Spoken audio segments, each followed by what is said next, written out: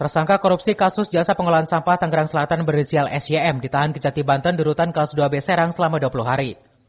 Tersangka selaku Direktur PT EPP dinilai penyidik telah melanggar hukum karena diduga bersekongkol dengan pihak pemberi pekerjaan dan pihak pengadaan barang dan juga jasa. Tidak hanya itu, PT EPP tidak merealisasikan pekerjaan pengolahan sampah sesuai dalam perjanjian kontrak yang nilainya mencapai 74,9 miliar. Bahkan perusahaan tersangka tidak memiliki kompetensi melakukan pengolahan sampah, sehingga terdapat potensi kerugian negara sekitar 25 miliar. Tim penyidik tindak pidana khusus pada Kejaksaan Tinggi Banten telah melakukan penahanan terhadap tersangka SYM selaku Direktur PT EPP dalam perkara dugaan tindak pidana korupsi kegiatan pekerjaan jasa layanan pengangkutan dan pengolahan sampah pada Dinas Lingkungan Hidup dan Kebersihan Kota Tangerang Selatan pada tahun 2024.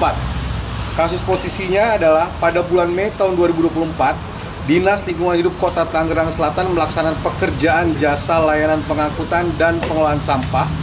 Adapun pihak penyedia barang dan jasa dalam perkara tersebut adalah PT EPP dengan nilai kontrak pekerjaan sebesar Rp7.940.700.000. Rangga menegaskan penyidik masih melakukan pendalaman untuk mengungkap aktor-aktor yang menyebabkan terjadinya kerugian keuangan negara. Dari Banten, Tim Liputan melaporkan.